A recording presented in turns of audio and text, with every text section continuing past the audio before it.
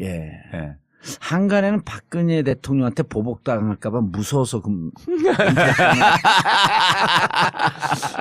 그게 두려움은 진짜 유시민이 아니지. 예. 아니 전효 의원은 네. 너무 무서워서 은퇴했다고 실제로 고백을 그래요? 하더라고요. 진짜 공포 예. 속에서 살았대 정말로. 참 간도 작아. 내가 지지했던 정권이 이렇게 무서운 정권일 수가 있냐 그러면서 너무 슬펐대요. 뭘 무서워했대요? 모르겠어요. 무섭대요. 우리는 아니, 뭐 배째라 뭐 예. 아니 난 남가주대학 서울공대 동창회 명부 그거 받았거든. 예. 이메일로 그 뭐죠? 그 리모트 컨트롤하는 국정원에서 예. 해킹 프로그램. 네. 그래갖고 어느 날 가보면 내 이메일 메일박스에 내가 안 열어봤는데 메일 막 열려 있고 막 그랬어. 네. 아. 근데 나는 그런 주의였거든. 다 봐라 이놈들아. 내 다 깎게. 예. 그러니까 이제 그 전과자 출신하고 비전과자의 차이죠. 전혁 씨는 그런 험한 삶을 살아온 게 아니니까. 그러니까 간이 작은 게지. 아니, 그러니까 본인이 개심을 한 것처럼 요새 진짜로 보이거든요. 근데 그 계기를 그렇게 설명했어요, 진짜로. 내가 노무현 정부 때 온갖 얘기를 다 해도 자기가 두렵지 않았대요. 그리고 그때 그 유명한 장면 있잖아요. 유 작가님이 토론 프로그램에서 딱 마주쳐가지고. 그만해 이제. 아주 비열한 비유다, 이거.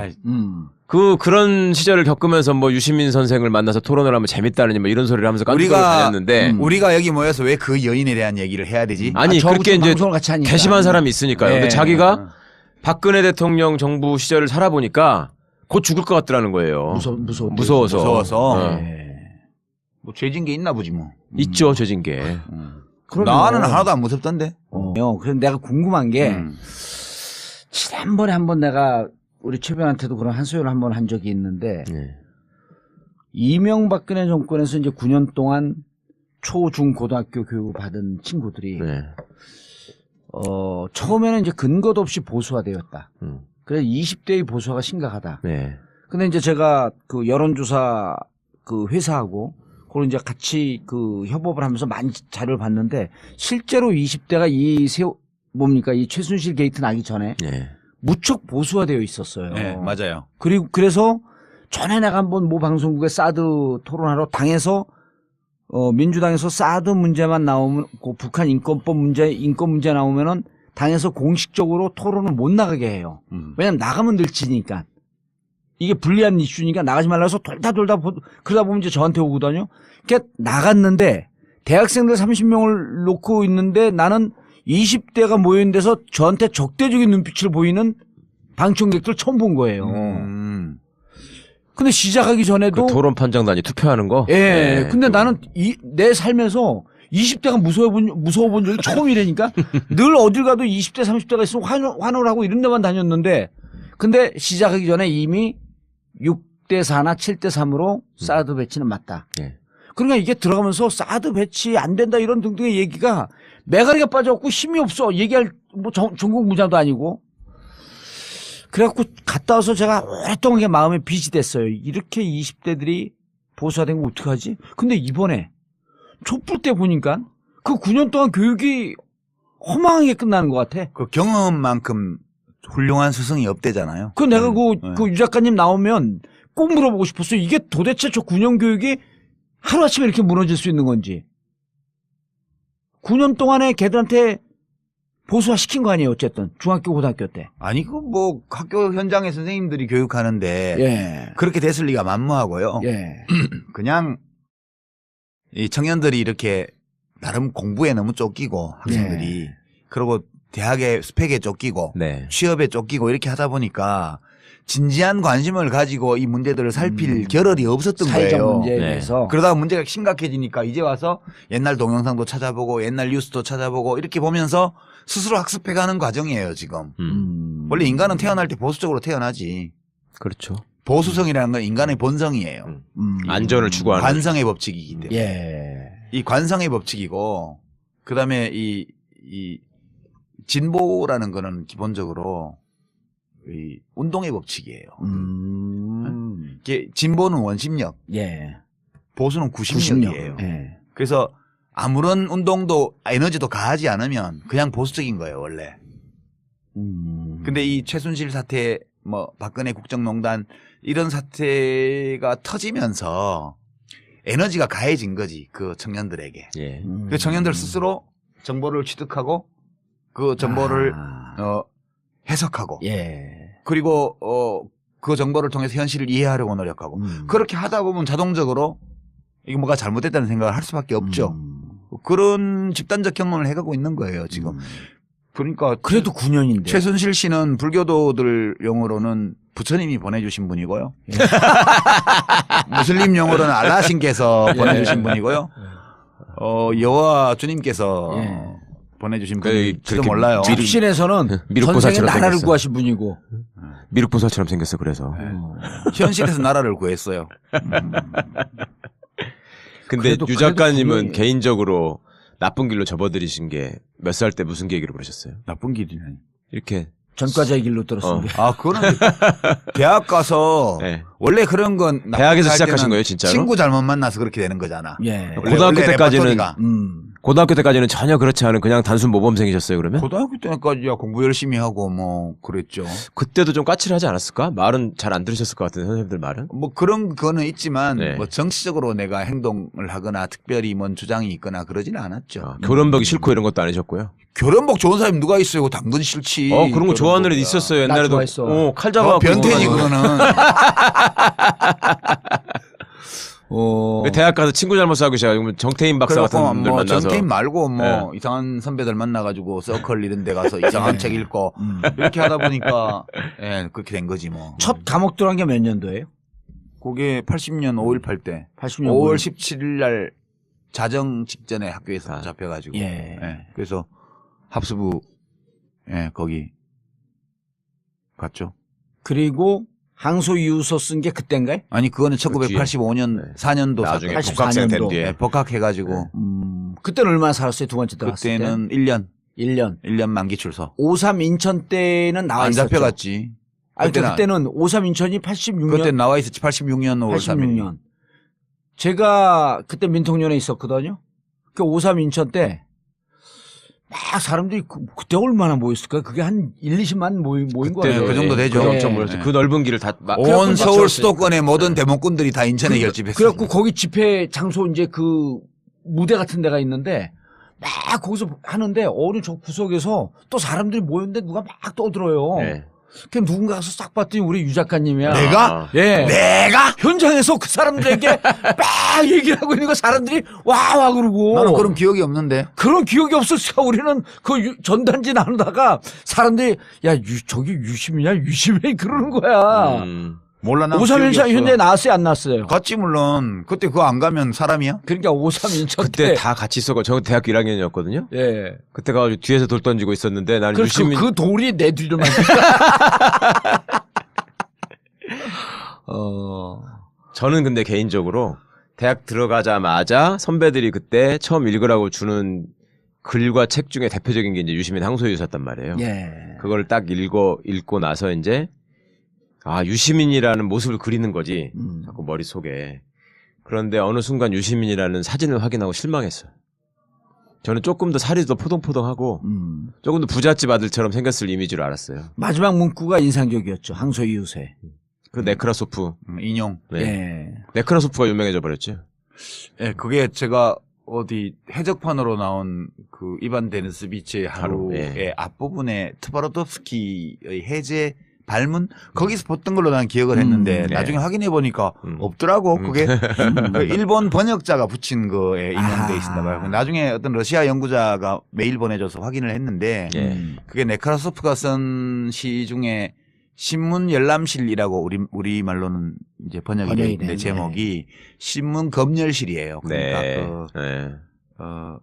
이제 로마노프 왕가죠. 왕가, 그러니까 예. 러시아 짜르 체제에서 신문을 검열하는 그 방에서 네. 관리들이 신문 검열 일을 하면서 이 주고받는 대화 이런 것들을 시로 썼는데 네. 참 슬픈 시예요. 그걸 네. 보면 네. 앞뒤의 구절들을 봐도 거기 한 줄이 나오더라고. 그게 나중에 확인을 했는데 슬픔도 노여움도 없이 살아가는 자는 조국을 사랑하고 있지 않다. 네. 이거 진짜 국민교육 헌장 첫째 줄하고 네크라소프의 시기는 잊혀지지 않는 머리에 박혀 있는. 지금 이제 대선 아까 이제 처음에 2009년도 예. 불멸의 대선 주자 유시민. 그때만 해도. 예, 그때만 해도. 반짝 대선 주자 유시민. 예. 아니 한국 진보의 희망 유시민. 그럼요. 아니지. 희망이 같은 적이 없지. 아니 실제로 그때 희망이 그 없다고 지지율은 예. 노무현 대통령 돌아가시고 나서 예. 사람들이 이 정치적으로 그 애도의 뜻을 표현하고 싶은데 이걸 누구한테 투사해야 될지가 좀 불확실했어요. 문재인 대표는 그때 정치를 안 할 안 때고 예. 안희정 이광재도. 씨도 뭐 감옥 갔다 야인이었고, 와가지고 예. 야인으로 있었고 이광재 씨는 뭐 그 뒤에 지방선거에 나가서 당선됐다가 또 바로 예, 2010년도에 예. 그렇게 됐는데 하여튼 마땅하게 누군가에게 투사할 대상이 없을 때 마침 나는 뭐 그때 상주였으니까. 정치 은퇴는 안 하고 사실상 은퇴 상태에 있었는데 그 이제 좀 지명도가 있으니까 복지부 장관도 예. 하고 이래서 거기 투사가 돼가지고 잠깐 나한테 맡겨져 있던 거예요. 그게 내게 아니고 사실은. 예. 내가 관리할 수 있는 재산이 아니라고 생각했지 그때도. 대선 도전했다가 중간에 접은 게 몇 년도죠? 그 2007년. 2007년. 예, 2007년 대선 때 이제 경선 나갔다가 예. 뭐 잠깐 해보고 접었죠. 유세 삼창가 뭐 예, 첫 주 유세만 하고. 그때 경선 후보들이 정동영, 이해찬, 예, 유시민, 한명숙, 유시민, 한명숙, 손학규. 그랬죠. 뭐. 그러다가 이제 예. 친노는 해보니까 이해찬 쪽으로 다 예, 뭐 울산 있었죠. 제주에서 그냥 4등이더라고 합치니까. 예. 그래서 이거는 뭐 어렵겠다 싶어서 접었죠. 괜히 했어. 괜히 하지 했어요? 말걸. 뭘. 아니 근데 돈만- 그 출범식 돈만 할 매덕 때 쓰고, 일산 킨텍스에서 했잖아요. 예. 출범식 때 많이 왔었잖아요 사람들이. 아, 그 이제 착각했지 그랬어. 나 좋아하는 사람들이 많으면 되는 줄 알았는데. 아니 늘 흥행에 실패한 적은 없었잖아요. 뭐를 해도. 흥행은 성공하지 돈이 안 남아. 흥행은 성공한 것 같은데 돈이 안 남아. 흥행 성공 못한 것도 몇 개 있지. 아니 그때도 접을 때 돈은 좀 남았는데 계속하면 돈을 손해 볼까봐 미리 접은 거 아니냐? 아니 계속 해야 돈이 더 들어오는데 아. 너무 일찍 접어서 한 3억 적자가 났지 그때. 아 그때 그거 갚느라고 그 뒤에 몇 년 고생했어요. 네. 네. 주택담보대출로. 2009년도에 그렇게 지지율 오를 때 예. 계속 그 대권 주자로 가고 싶었던 생각은 없었어요? 그랬으면 내가 민주당으로 갔겠지. 민주당에 입당을 했겠지. 예. 근데 나는 그건 하기 싫었어요. 그래서 나 말고 다른 사람이 나서서 나한테 있던 지지율도 뭐 가져갔으면 좋겠다는 생각도 했고. 예. 그게 이제 문재인 대표였던 그럼 거죠. 2009년도에 노무현 대통령 돌아가시고 난 다음엔 정치를 접을 생각을 그땐 하고 있었던 예. 거예요? 그런데 이제 그때 같이 했던 사람들이 당을 새로 만들자고 막 그래서. 예. 그래서 이제 나도 좀 힘을 보태야 되겠다 해서 이제 민주당으로 안 가고 뭐 대선 도전은 하고 싶지도 않고 또 해서 될 일도 아니라고 판단을 해서 나는 좀 제3세력을 이렇게 민주당 왼쪽에 민주노동당보다 좀 외연이 넓은 예. 그런 진보정당을 하나 하고 싶어서 이제 국민참여당에 가서 입당해서 이제 경기도지사 선거 2010년도에 나가고. 예. 근데 뭐 선거 한번 계속 지더라고. 그래서 나는 아닌가 보다 그런 결론을 얻은 거죠. 2010년도에 지방선거 때. 예, 그때 심상정 단일화한 다음에 김문수하고 마지막에 붙으셨던. 늦게 단일화 해갖고 좀 영향이 있었던 거 그런 아닌가요? 건 아니고 이제 뭐 그 영향도 없지는 않겠지만 기본적으로 사표가 많이 나왔잖아요. 뭐 진표수만큼 사표가 나왔는데 그렇죠. 뭐 그거는 부차적인 거고 이제 시골 지역에서 너무 많이 져가지고 대도시 지역에서는 조금밖에 못 경기도 이기고. 농촌 지역에서. 그래서 김문수 씨가 개발 공약을 가지고 그렇게 그렇죠. 뭐 GTX 리본이 네. 되지도 않을 거 그 사기 공약 가지고 네. 이렇게 하는데 이게 안 막아지더라고요. 그 아무리 사실을 얘기를 해도 그래서 졌죠. 그때 저는 토론하실 때 인상적인 장면이 유 작가님이 그때 김문수 후보하고 상대 토론하면서 그 얘기를 하셨어요. 내가 어릴 때부터 우리가 잘 알지 않느냐. 응? 그런 얘기 하면서 김문수 지사하고? 김문수 씨한테 내가 아는 김문수라는 사람이 저 한나라당 같은 당에 들어가가지고 그 안에서 살기가 편하지 않았을 텐데 되게 힘들었을 텐데 어떻게 견디는지 모르겠다. 이거를 말씀을 하셨는데 사실은 그 말씀에 녹아있는 얘기들이 저는 되게 이게 느껴졌었거든요. 근데 솔직히 그러니까 김문수 씨가 그때 답을 뭐라고 받았냐면요. 별로 할 말이 없으니까 갑자기 자기 개인적인 인연을 얘기하면서 유 작가님 동생 유시주 선생이 있거든요. 예. 그 양반을 얘기하면서 내가 거기도 가깝고 뭐 같이 감방 갔을 때 뭐 누가 또 같이 면회도 했고 뭐 이런 식의 옛날 추억으로 그냥 묻어가려고 하는 식으로 대충 넘어갔는데 그거 누가 물어봤어? 아니 그러니까 네. 달리 변명할 게 없으니까 뭐 우리가 사실은 뭐 같은 생각을 하면서 친한 사이 아니었냐 나를 너무 까지 말라라는 식으로 방어막을 치는 것처럼 보였어요. 네. 그런데 김문수 같은 사람 보면 무슨 생각이 드세요? 정말? 아니 지금 거기가 있어 이제 그 양반 서석구가 제일 그 부러워해. 그 양반이 제일 김문수 부러워하는 사람 서석구예요. 전 지사 같은 경우는 이제 정치 이론이나 어떤 도덕 이론 가지고는 해석이 안 불가능하고요. 되잖아요. 네. 아. 신경생리학적인 해석밖에 안 남아 있어요. 전두엽에서 무슨 일이 벌어진 거야. 아니 그거 말고는 해석할 길이 없어요. 우리가 보통 어떤 사람이 젊었을 때와 전혀 다른 행동을 할 네. 때 변절했다 뭐 네. 어쨌다 네. 비난을 하잖아요. 근데 그게 아닌 것 같아. 그냥 그거는 김문수 씨 자신도 어떻게 할 수 없는 것 같아. 전두엽에서 뭐 왜 우리가 중2병 걸려서 아들들이 막 네. 인간 날리실 같다는 때. 행동을 하잖아요. 예. 여자애들도 그렇고 남자애들도 그렇고 중1, 중2 때 인간 같지 않은 말과 행동을 해요. 예. 지랄 총량의 법칙이라고 네, 하죠. 근데 네. 그거를 부모들이 못 견뎌주고 지랄 총량의 법칙이었는데. 예, 못 견디고 이렇게 하다 보면 아이하고 정서적인 유대가 깨져서 그렇죠. 가정불화가 생기고 그래요. 예. 근데 꼭 참아주고 믿어주고 이렇게 하면 정말 어느 날 갑자기 바뀌더라고요. 그 김문수를 참아주고 믿어주라는 말씀이세요 아니죠. 지금? 아니죠. 이거는 그 반대의 아니 케이스야. 고문을 해라 고문을. 그러니까 인간 같지 않은 말과 행동을 하던 아이가 예. 어느 날 갑자기 딱 인간이 돼요. 네. 이유가 뭘 것 같아요? 네. 전두엽 발달 때. 그 나이에 그러니까 사춘기 이른바 반항기를 통과하는 그때가 뇌과학으로. 예, 우리 전두엽 아니 저 얘기를 저렇게 진지하게 얘기해. 진짜로다. 우리 전두엽 전두엽 부분에서 예. 그런 타인과의 관계 배려 맞아요. 이런 논리적인 맥락 이런 걸 우리 다 세포가 자라면. 관장하잖아요. 예. 그게 아이들마다 그 전두엽 분야 부분이 기능이 확충되는 시기가 다 다르대요. 근데 일반적으로 그게 사춘기래요. 그게 네. 그게 뇌가 폭발하는 거예요, 그때. 김문수 인제 사춘기가 온 거야? 그렇지, 아니지. 그 반대의 과정이 진행된 거라고 봐야지. 전두엽에 뭔가 그런 기능이 작동하지 않게 하는 예. 그 예의와 염치와 일관성과 이런 것들을 지킬 수 없게 만드는 신경생리학적 변화가 전두엽에서 그러니까. 일어났음에 분명하다. 그러니까 그렇지 않고는 해석할 길이 없어. 아 이제 2달 전에 탄핵을 해야 된다고 얘기하다가 갑자기 느닷없이. 갑자기 느닷없이 가갖고 서석구하고 같이 태극기를 메고. 그러니까 우리가 김문수 씨를 비난할 게 아니고 예. 김문수 씨의 뇌에 있는 전두엽에 있는 몇 번 신경세포 예. 그걸 찾아가지고 그 신경세포를 비난해야 돼. 너 때문에 이렇게 됐다. 전에 한번 유시주 선생님은 제가 그런 글을 쓰셨던 게 기억이 나거든요. 정확한지 모르겠는데 택시를 타고 가는데 나 미워하지 않아. 이해해요. 그 신경계통 그걸만 미워해. 네, 그거는 김문수라는 인격체도 어떻게 할 수 없는 변화예요. 이게 아. 자기 자신도 좋아서 하는 게 아니야. 그냥 그렇게 되는 거예요. 그래서 우리가 그거를 그 20대 때 30대 때의 김문수하고 비교해서 그 사람을 비난하는 거는 굉장히 그건 부당한 거예요. 아, 그 비난하는 사람이 잘못한 거네. 그렇지. 그거는. 그 예. 지금 있는 김문수 씨를 그대로 봐주자고 우리가. 서석구 씨도 그대로 봐주잖아. 그분도 이게 전두엽에 문제가 생기지 않아요? 그 옛날 판사할 때는 청와대에 계신 분.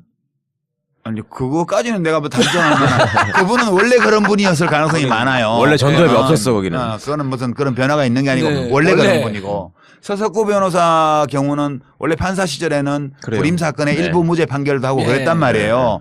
그때만 해도 전두엽에 문제가 없었어? 그때의 서석구 판사와 예. 지금의 대통령 대리인단의 서석구 변호사를 같은 같은 인물로 우리가 같은 자아로 규정을 하고 변질을 비난하면 안 된다고요. 그건 서로 다른 자아예요.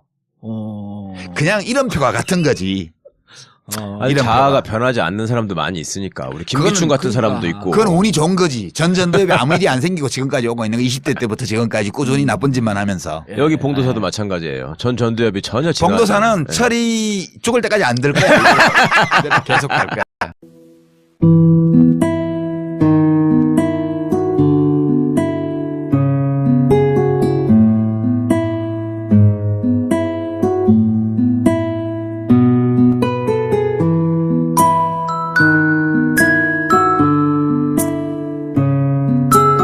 한 줄이 나오더라고 그게. 나중에 확인을 했는데. 슬픔도 노여움도 없이 살아가는 자는 조국을 사랑하고 있지 않다. 예. 이거 진짜 국민교육 헌장 첫째 줄하고 네크라소프의 식기는 잊혀지지 않는 머리에 박혀 있는. 지금 이제 대선 아까 이제 처음에 2009년도 예. 불멸의 대선 주자 유시민. 그때만 해도. 예, 그때만 해도.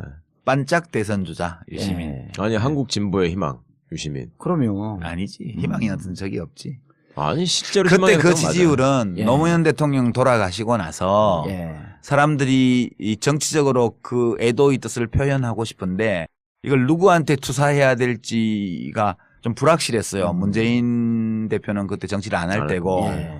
안희정 이광재도. 씨도 뭐 감옥 갔다 야인이었고, 와가지고 예. 야인으로 있었고 이광재 씨는 뭐 그 뒤에 지방선거에 나와서 당선됐다가 또 바로 예. 2010년도에 예. 그렇게 됐는데 하여튼 마땅하게 누군가에게 투사할 대상이 없을 때 마침 나는 뭐 그때 상주였으니까. 정치 은퇴는 안 하고 사실상 은퇴 상태에 있었는데 그 이제 좀 지명도가 있으니까 복지부 장관도 예. 하고 이래서 거기 투사가 돼가지고 잠깐 나한테 맡겨져 있던 거예요. 그게 내게 아니고 사실은.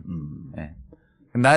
내가 관리할 수 있는 재산이 아니라고 생각했지 그때도. 대선 도전했다가 중간에 접은 게 몇 년도죠? 그 2007년. 2007년. 예, 2007년 대선 때 이제 경선 나갔다가 예. 뭐 잠깐 해보고 접었죠.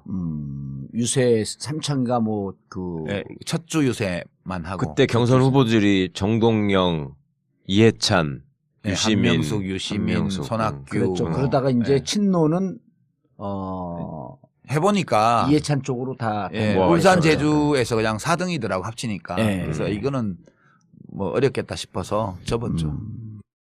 괜히 했어. 괜히 하지 했어요? 말 걸. 뭘. 아니 근데 돈만- 그 출범식 돈만 할 매덕 때 쓰고, 일산 킨텍스에서 했잖아요. 예. 출범식 때 많이 왔었잖아요 사람들이. 아, 그건 이제 착각했지 그랬어. 나 어. 좋아하는 사람들이 많으면 되는 줄 알았는데. 아니 늘 흥행에 실패한 적은 없었잖아요. 뭐를 해도. 흥행만 성공하지 돈이 안 남아. 흥행은 성공한 것 같은데 돈이 안 남아. 흥행 성공 못한 것도 몇 개 있지. 아니 그때도 접을 때 돈은 좀 남았는데 계속하면 돈을 손해 볼까봐 미리 접은 거 아니냐? 아니 계속 해야 돈이 더 들어오는데 아. 너무 일찍 접어서 한 3억 적자가 났지 그때. 아 그때 그거 갚느라고 그 뒤에 몇 년 고생했어요. 네. 네. 주택담보대출로. 2009년도에 그렇게 지지율 오를 때 예. 계속 그 대권 주자로 가고 싶었던 생각은 없었어요? 그랬으면 내가 민주당으로 갔겠지. 민주당에 입당을 했겠지. 예. 근데 나는 그건 하기 싫었어요. 그래서 나 말고 다른 사람이 나서서 나한테 있던 지지율도 뭐 가져갔으면 좋겠다는 생각도 했고. 예. 그게 이제 문재인 대표였던 그럼 거죠. 2009년도에 노무현 대통령 돌아가시고 난 다음에 정치를 접을 생각을 땐 예. 예. 한간에는 박근혜 대통령한테 보복당할까봐 무서워서 그게 두려움은 진짜 유시민이 아니지. 예. 아니 전효 의원은 네. 너무 무서워서 은퇴했다고 실제로 고백을 그래요? 하셨어요. 진짜 공포 속에서 살았대 정말로. 참 간도 자가. 내가 지지했던 정권이 이렇게 무서운 정권이었을 수가 있냐 그러면서 너무 슬펐대요. 뭘 무서워했대요? 모르겠어요. 무섭대요. 우리는 아니, 뭐 배째라 뭐. 예. 아니 난 남가주대학 서울공대 동창회 명부 그거 받았거든. 예. 이메일로 그 뭐죠? 그 리모트 컨트롤하는 국정원에서 예. 해킹 프로그램. 네. 그래갖고 어느 날 가보면 내 이메일 메일박스에 내가 안 열어봤는데 메일 막 열려있어요. 열려있고 막 네. 그랬어. 네. 아. 근데 나는 그런 주의였거든. 다 봐라 이놈들아. 근데 다 깎게. 예. 그러니까 이제 그 전과자 출신하고 비전과자의 차이죠. 전혁 씨는 그런 험한 삶을 살아온 게 아니니까. 그러니까 간이 작은 게지. 아니, 그러니까 본인이 개심을 한 것처럼 요새 진짜로 보이거든요. 근데 그 계기를 그렇게 설명했어요, 진짜로. 내가 노무현 정부 때 온갖 얘기를 다 해도 자기가 두렵지 않았대요. 그리고 그때 그 유명한 장면 있잖아요. 유 작가님이 토론 프로그램에서 딱 아, 마주쳐가지고 그래 그만해 이제. 아주 비열한 비유다 이거. 아, 그런 시절을 겪으면서 뭐 유시민 선생을 만나서 토론을 하면 재밌다느니 뭐 이런 소리를 하면서 깐죽거리고 우리가 다녔는데 우리가 여기 모여서 왜 그 여인에 대한 얘기를 해야 되지? 아니 그렇게 이제 방송을 같이 하니까. 개심한 사람이 있으니까요. 근데 예. 자기가 박근혜 대통령 정부 시절을 살아보니까 곧 죽을 것 같더라는 거예요. 무서워서. 무서워서. 예. 뭐 죄진 게 있나 보지 뭐. 있죠, 죄진 게. 그럼요. 나는 하나도 안 무섭던데. 그래서 내가 궁금한 게 음. 지난번에 한번 내가 우리 최변한테도 그런 한 소연을 한번 한 적이 있는데 네. 이명박근혜 정권에서 이제 9년 동안 초, 중, 고등학교 교육을 받은 친구들이 네. 처음에는 이제 근거도 없이 보수화되었다. 음. 그래서 20대의 보수화가 심각하다. 네. 근데 이제 제가 그 여론조사 그 회사하고 그걸 이제 같이 그 협업을 하면서 많이 자료를 봤는데 실제로 20대가 이 최순실 게이트 나기 전에 네. 무척 보수화되어 있었어요. 네, 맞아요. 그래서 전에 내가 한번 모 방송국에 사드 토론하러 당에서 민주당에서 사드 문제만 나오면, 그 북한 인권 문제 나오면은 당에서 공식적으로 토론을 못 나가게 해요. 왜냐면 나가면 늘지니까. 이게 불리한 이슈니까 나가지 말라 해서 돌다 그러다 보면 이제 저한테 오거든요. 그러니까 나갔는데 대학생들 30명을 놓고 있는데 나는 20대가 모여있는 데서 저한테 적대적인 눈빛을 보이는 방청객들 처음 본 거예요. 근데 시작하기 전에도 그 토론 판정단이 투표하는 거. 예. 네, 근데 그거. 나는 내 살면서 20대가 무서워 본 적이 처음이라니까. 늘 어딜 가도 20대 30대가 있으면 환호를 하고 이런 데만 다녔는데 근데 시작하기 전에 이미 6대 4나 7대 3으로 사드 배치는 맞다. 예. 그러니까 이게 들어가면서 사드 배치 안 된다 이런 등등의 얘기가 매가리가 빠져갖고 힘이 없어. 얘기할 뭐 전국 무장도 아니고. 그래갖고 갔다 와서 제가 오랫동안 그게 마음에 빚이 됐어요. 이렇게 20대들이 보수화된 거 어떡하지? 근데 이번에 촛불 때 보니까 그 9년 동안 교육이 허망하게 끝나는 것 같아. 그 경험만큼 훌륭한 스승이 없대잖아요. 그 내가 네. 그 유 작가님 나오면 꼭 물어보고 싶었어요. 이게 도대체 저 9년 교육이 하루아침에 이렇게 무너질 수 있는 건지. 9년 동안에 걔들한테 보수화 시킨 거 아니에요, 어쨌든. 중학교, 고등학교 때. 아니, 그 뭐 학교 현장에 선생님들이 교육하는데 예. 그렇게 됐을 리가 만무하고요. 예. 그냥 이 청년들이 이렇게 나름 공부에 너무 쫓기고 학생들이 그리고 대학의 스펙에 쫓기고 네. 취업에 쫓기고 이렇게 하다 보니까 진지한 관심을 가지고 이 문제들을 살필 겨를이 없었던 사회적 거예요. 문제에 네. 대해서. 그러다가 문제가 심각해지니까 이제 와서 옛날 동영상도 찾아보고 옛날 뉴스도 찾아보고 이렇게 보면서 스스로 학습해가는 과정이에요, 지금. 원래 인간은 태어날 때 보수적으로 태어나지. 그렇죠. 보수성이라는 건 인간의 본성이에요. 안전을 추구하는. 관성의 법칙이기 때문에. 예. 이 관성의 법칙이고, 그 다음에 이 진보라는 거는 기본적으로 이 운동의 법칙이에요. 이게 진보는 원심력, 예. 보수는 구심력이에요. 예. 그래서 아무런 운동도 에너지도 가하지 않으면 그냥 보수적인 거예요, 원래.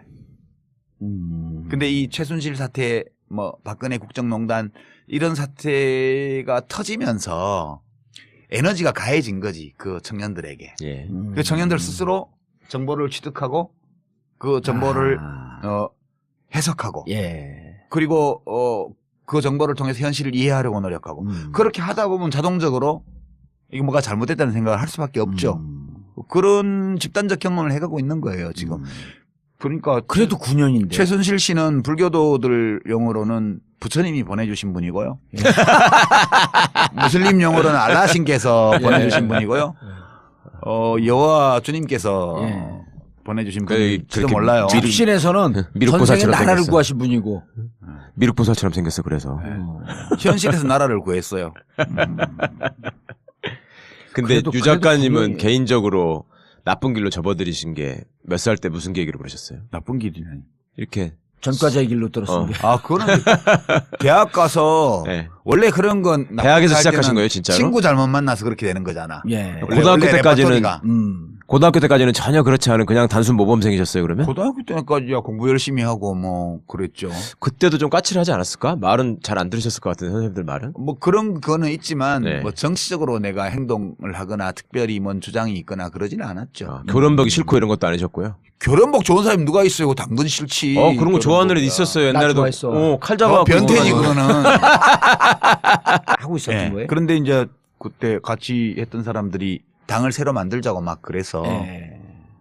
그래서 이제 나도 좀 힘을 보태야 되겠다 해서 이제 민주당으로 안 가고 뭐 대선 도전은 하고 싶지도 않고 또 해서 될 일도 아니라고 판단을 해서 나는 좀 제3세력을 이렇게 민주당 왼쪽에 민주노동당보다 좀 외연이 넓은 예. 그런 진보정당을 하나 하고 싶어서 이제 국민참여당에 가서 입당해서 이제 경기도지사 선거 2010년도에 나가고. 예. 근데 뭐 선거 한번 계속 지더라고. 그래서 나는 아닌가 보다 그런 결론을 얻은 거죠. 2010년도에 지방선거 나갔죠. 때. 예, 그때 심상정 단일화 한 다음에 김문수하고 마지막에 붙으셨던. 늦게 단일화 해갖고 좀 영향이 있었던 거 그런 아닌가요? 건 아니고 이제 뭐 그 영향도 없지는 않겠지만 기본적으로 사표가 많이 나왔잖아요. 뭐 진표수만큼 사표가 나왔는데 그렇죠. 뭐 그거는 부차적인 거고 이제 시골 지역에서 너무 많이 져가지고 대도시 지역에서는 조금밖에 못 경기도 이기고. 농촌 지역에서. 그래서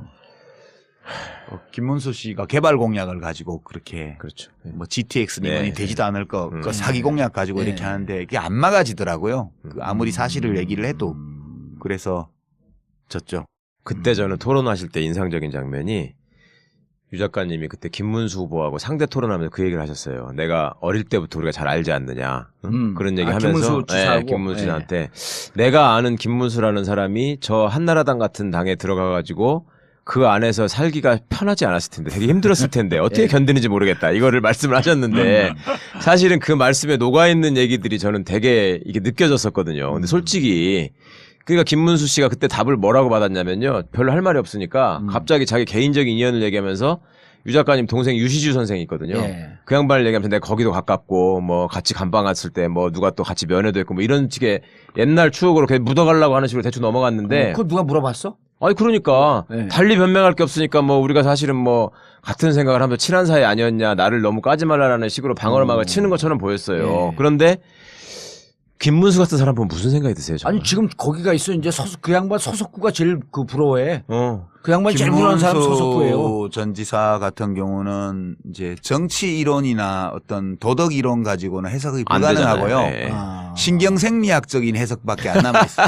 전두엽에서 무슨 일이 벌어진 거야. 아니 그거 말고는 해석할 길이 없어요. 우리가 보통 어떤 사람이 젊었을 때와 전혀 다른 행동을 할 때 변절했다 뭐 네. 어쨌다 네. 비난을 하잖아요. 근데 그게 아닌 것 같아. 그냥 그거는 김문수 씨 자신도 어떻게 할 수 없는 것 같아. 전두엽에서 왜 우리가 중2병 걸려서 아들들이 막 예, 인간 날리실 같다는 때. 행동을 하잖아요. 예. 여자애들도 그렇고 남자애들도 그렇고 중1, 중2 때 인간 같지 않은 말과 행동을 해요. 예. 지랄 총량의 법칙이라고. 네, 하죠. 근데 그거를 부모들이 못 견뎌주고 지랄 좀. 대학 가서 친구 잘못 사고 시작하고 정태인 박사 같은 그래갖고 분들 뭐 만나서 정태인 말고 뭐 네. 이상한 선배들 만나가지고 서클 이런 데 가서 이상한 책 읽고 이렇게 하다 보니까 예, 그렇게 된 거지 뭐. 첫 감옥 들어간 게 몇 년도예요? 그게 80년 5.18 때 80년 5월 17일 날 자정 직전에 학교에서 잡혀가지고 예. 예, 그래서 합수부 예, 거기 갔죠. 그리고 항소이유서 쓴 게 그때인가요? 아니 그거는 1985년 네. 4년도 나중에 사건. 84 복학생 된 년도. 뒤에 예, 복학해가지고 그때는 얼마나 살았어요? 두 번째 들어갔을 그때는 1년 때? 1년. 1년 만기 출소. 53 인천 때는 나와 안 있었죠. 잡혀갔지. 아니, 그때는 그때는 53 인천이 86년. 그때 나와 있었지. 86년 5월 3일. 86년. 제가 그때 민통년에 있었거든요. 그 53 인천 때 막 사람들이 그때 얼마나 모였을까요? 그게 한 1, 20만 모인 거 그때 같아요. 그 정도 되죠. 그때 네. 엄청 모였어요. 그 넓은 길을 다 온 서울 채웠으니까. 수도권의 모든 대목꾼들이 다 인천에 결집했어요. 그래갖고 거기 집회 장소 이제 그 무대 같은 데가 있는데 막 거기서 하는데 어느 저 구석에서 또 사람들이 모였는데 누가 막 떠들어요. 네. 그 누군가 가서 싹 봤더니 우리 유 작가님이야. 내가? 예. 내가? 현장에서 그 사람들에게 막 얘기를 하고 있는 거 사람들이 와 그러고. 나는 그런 기억이 없는데. 그런 기억이 없었어. 우리는 그 전단지 나누다가 사람들이 야 저기 유심이냐 유심해 그러는 거야. 몰라 난 53 기억이 인천 없어. 현대 나왔어요 안 나왔어요? 갔지 물론. 그때 그거 안 가면 사람이야? 그러니까 53 인천 그때 때. 다 같이 있어가 저 대학교 1학년이었거든요. 예. 그때 가지고 뒤에서 돌 던지고 있었는데 나는 유시민 그 돌이 내 뒤를 만든 저는 근데 개인적으로 대학 들어가자마자 선배들이 그때 처음 읽으라고 주는 글과 책 중에 대표적인 게 이제 유시민 항소유서였단 말이에요. 예. 그걸 딱 읽고 나서 이제 아 유시민이라는 모습을 그리는 거지. 자꾸 머릿속에. 그런데 어느 순간 유시민이라는 사진을 확인하고 실망했어요. 저는 조금 더 살이 더 포동포동하고 조금 더 부잣집 아들처럼 생겼을 이미지로 알았어요. 마지막 문구가 인상적이었죠. 항소 이웃에. 그 네크라소프. 인용. 네. 예. 네크라소프가 유명해져 버렸죠. 예, 그게 제가 어디 해적판으로 나온 그 이반 데니스비치의 하루의 예. 앞부분에 트바로tov스키의 해제 발문 거기서 봤던 걸로 난 기억을 했는데 네. 나중에 확인해 보니까 없더라고. 그게 그 일본 번역자가 붙인 거에 인용돼 있었나 봐요. 나중에 어떤 러시아 연구자가 메일 보내줘서 확인을 했는데 예. 그게 네크라소프가 쓴 시 중에 신문 열람실이라고 우리 말로는 이제 번역이 되어 번역이 있는데 되네. 제목이 신문 검열실이에요. 그러니까 네. 그 네.